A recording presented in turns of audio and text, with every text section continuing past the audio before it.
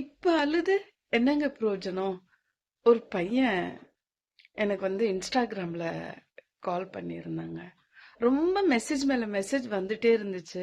நான் யார்கிட்டயும் கால் பேசுறது இல்ல. எது இருந்தாலும் என்ன ஸ்டோரி சொல்றதா இருந்தாலும் நீங்க இதுலயே போட்டுருங்க.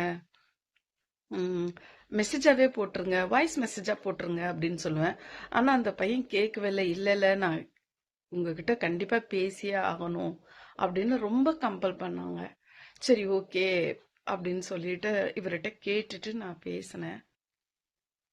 அப்ப இந்த பையன் உங்களை நான் மம்மின்னு கூப்பிட்டுக்கவா அப்படின்னு கேட்டாங்க. எனக்கு ஓகே எல்லாமே அத்தமா சொல்லுவாங்க.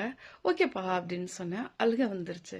மம்மி அஹ், என்னை மன்னிச்சிட்டேன்னு சொல்லுங்க அப்படின்னு சொன்னாங்க. எனக்கு அப்படியே ஒரு மாதிரி ஆயிடுச்சு. ஏன் என்னப்பா என்னப்பா அப்படின்னு கேட்டேன்.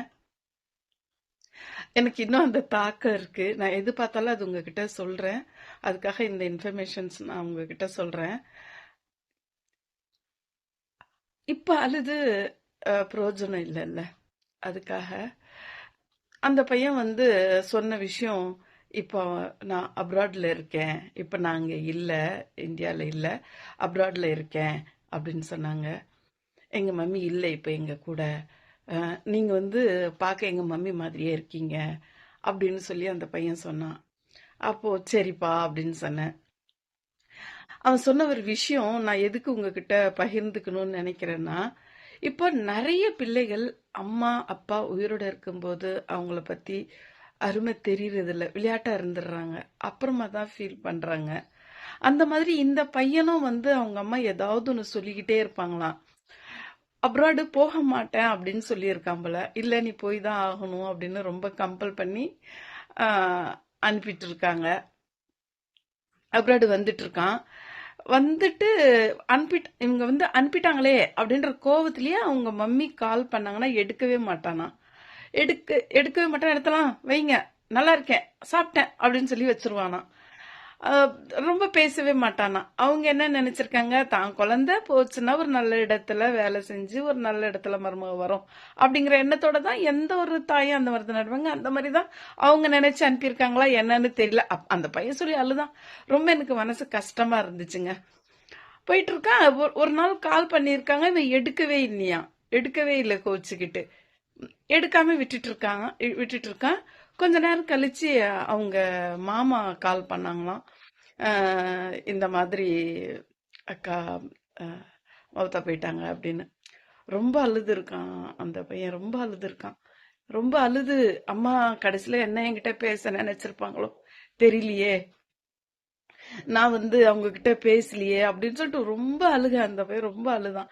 எனக்கு ரொம்ப மனசு கஷ்டமாயிருச்சு. அப்பதான் என்னுடைய வீடியோஸ் பார்த்தானா, பார்த்துட்டு சொன்னா நீங்க எங்க மம்மி மாதிரியே இருக்கீங்க அப்படின்னு சொன்னான்.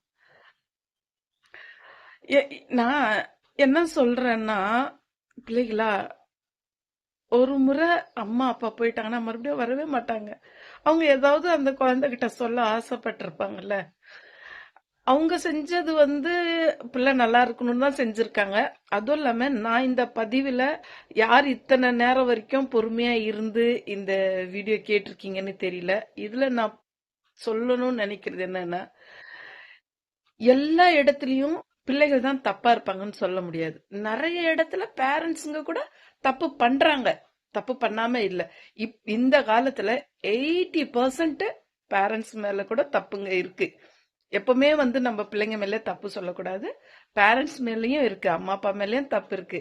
அதுக்கான பனிஷ்மெண்ட் அந்த அம்மாக்கும் இருக்கட்டும், அந்த பிள்ளைக்கும் இருக்கட்டும். அவன் அவன் என்ன நினைச்சிட்டான், அம்மாக்கு பனிஷ்மெண்ட் கொடுத்தோன்னு நினைச்சிட்டு அவன் பேசல. ஆனா இது பனிஷ்மெண்ட் யாருக்குங்க? யாருக்கு சொல்லுங்க? அந்த பையனுக்கு தாங்க இந்த பனிஷ்மெண்ட். அவங்க அம்மா போய் சேர்ந்துட்டாங்க, அவ்வளவுதான். இப்போ இருக்கிற வாழ்நாள் முழுக்க அவன் அந்த குற்ற உணர்வு அவனை எப்படி இருக்கும்? எது பண்ணாலும் இருக்குமே. அவன் நல்லா சம்பாரிச்சாலும் அவனுக்கு இருக்கும். அவன் சம்பாதிக்காம போனாலும் அவனுக்கு அது இருக்கும். கோடி கோடியா அவன் சம்பாரிச்சிட்டாலும் அந்த அம்மாவுடைய ஒரு குரல் கேட்க முடியுமா? இன்னொன்னு சொன்னாங்க. அவன் அது எனக்கு இன்னும் அழுகே வந்துருச்சு. என்னென்னமோ தோணிடுச்சு. அவன் சொன்னா, நான் வந்தேன், வர்ற வரைக்கும் இருந்தாங்க. அம்மா அந்த பாக்ஸ்ல வச்சிருந்தாங்க. ஆஹ் எங்க அம்மா ரொம்ப ரொம்ப வந்து ம், ரொம்ப குளுமையும் தாங்க மாட்டாங்க, ரொம்ப வெயிலும் தாங்க மாட்டாங்க. நான் உங்களுக்கு சொல்லுவேன், ஏசி போட்டுக்குங்க, கரண்ட் பில் கட்டிக்கலாம் அப்படின்னு சொல்லுவேன். ஏசி போடுவாங்க, ஆஃப் பண்ணுவாங்க, ஏசி போடுவாங்க, ஆஃப் பண்ணுவாங்க. நைட்டுக்கெல்லாம் இந்த வேலை அவங்க பண்ணுவாங்க. ரொம்ப சிக்கனம் பண்ணுவாங்க. ஆனா அவங்க வந்து அப்படியே ஃபுல்லாவே ஐஸ் ஆயிட்டாங்க. எங்க அம்மா ஃபுல்லாவே ஐஸ் ஆயிட்டாங்க அப்படின்னு சொன்னா, அது சொல்ல சொல்ல எனக்கு ரொம்ப ஒரு மாதிரி ஆயிருச்சு. அப்புறமா இன்னொரு விஷயம் அந்த குழந்தை சொன்னது, போனேன், போயிட்டு வந்து நாங்க அடக்கம் அடக்கம் பண்ணிட்டு வந்துட்டு அம்மா செப்பலை பார்த்தேன். எங்க அம்மாக்கு வந்து செப்பல்ஸ் வந்து ரொம்ப பிடிக்கும். நான் செப்பல்ஸ் வாங்கி கொடுத்துருந்தேன் இங்க இருக்கும்போது. அந்த செப்பலை அப்படியே பிரிக்காம கூட அம்மா வச்சிருந்தாங்க. எது வாங்கினாலும் எல்லா பொருளும் எடுத்து எடுத்து பத்திரமா வைப்பாங்க. பீரோ திறந்த உடனே எங்க அம்மா ஞாபகம் தான் வந்துச்சு, அவங்களுடைய புடவைகள். அந்த குழந்தை சொல்லி சொல்லி அழுத உடனே எனக்கு ரொம்ப ஒரு மாதிரி ஆயிருச்சுங்க. இது எதுக்கு நீங்க இங்க சொல்றீங்க அப்படின்னு நீங்க ஃபீல் பண்றீங்க என்னன்னு தெரியல. ஆனா பிள்ளைகளா, நான் சொல்ற ஒரே விஷயம், அம்மா அப்பா அந்த இடத்துல நானே போயிட்டேங்க. அவங்க ஏன் தான் இந்த மாதிரி எனக்கு இது வந்து சொல்றாங்கன்னு தெரியல. அதனால ப்ளீஸ், அம்மா அப்பா கிடைக்கவே நீங்க என்னதான் பண்ணீங்களான்னு திரும்பி வர மாட்டாங்க. அது போய் ஒரு ஒரு விஷயமா சொன்னா சொல்லிட்டு அப்படியே அழுக அந்த பிள்ளைக்கு. நான் பிளாக்கே பண்ணிட்டேன் அந்த பையனை. ஏன்னா இன்னொரு வாட்டி அவன் கால் பண்ணி என்னால வந்து பேசாம இருக்கவும் முடியாது. பேசிட்டு அவன் அழுதுகிட்டு இருக்கணும். நான் இன்னைக்கு ரொம்ப அழுதேன். அதனாலதான் இன்னைக்கு வந்து நான் எந்த ஒரு இதுவும் போடவே இல்லை. இந்த ஒரு பதிவு தான் ரெடி பண்ணியிருக்கேன். இன்ஷால்லா இது நாளைக்கு போடுறேன். தயவு செய்து மறுபடியும் நான் வந்து இத பாக்குற பிள்ளைகளுக்கு, ஆண் பிள்ளையா இருக்கட்டும், பெண் பிள்ளையா இருக்கட்டும், அம்மா அப்பா ஒரு கால் பண்ணாங்கன்னா என்னன்னு கேட்டுருங்க. நான் ஏன் இவ்வளவு ஃபீல் பண்ணேன்னா, என் ஃபேமிலி பத்தி பேசக்கூடாதுன்னு சொல்லியிருக்காங்க. இருந்தாலும் இந்த ஒரு நேரத்துல நான் சொல்றேன். எங்க அப்பா பெரியப்பா வந்து அந்த மாதிரி தான் என்ன கூப்பிட்டாங்க. உம் ரொம்ப ரொம்ப நானும் பாசமா இருப்பேன். அதெல்லாம் எனக்கு ஞாபகம் வந்துருச்சு. விளையாட்டுத்தனமா நம்ம என்ன நினைப்போம்னா, அஹ், நம்ம அப்பா தானே, நம்ம அம்மா தானே அப்படின்னு நினைச்சிருவோம். அந்த மாதிரி ப்ளீஸ் பிள்ளைகளா அப்படி இருக்காதீங்க. எங்க அப்பா என்ன கூப்பிடுறாங்க. அப்ப எங்க வீட்டுக்கார் சிங்கப்பூர்ல இருந்தாங்க. சிங்கப்பூர்காரம்மான்னு தான் சொல்லுவாரு என்ன எங்க அப்பா. சிங்கப்பூர்காரங்களே, சிங்கப்பூர்காரங்களே வாங்க, உங்ககிட்ட பேசணும் வாங்க அப்படின்னு சொல்லி கூப்பிடுறாரு ஒரு ஃபங்க்ஷன்ல. அப்ப நான் கம்ப்யூட்டர் கிளாஸுக்கு போயிட்டு இருந்தேன். அப்போ அது எனக்கு கிளாஸ்க்கு டைம் ஆச்சு அப்படின்னு சொல்லிட்டு நான் அந்த ஃபங்க்ஷன்ல இருந்து நேரா கிளம்பி புர்க்கா போட்டுக்கிட்டு போயிட்டேன். அந்த போயிட்டு ஈவினிங் போயிட்டேன். மறுநாள் காலையில எங்க அப்பா இறந்துட்டாங்க. அவர் கூப்பிட்டுக்கிட்டே இருந்தாரு. ரொம்ப ரொம்ப செல்லமா கூப்பிட்டாரு. என்னென்னமோ சொல்லி கூப்பிடுறாரு, திரும்பியே பார்க்கல, போயிட்டேன்.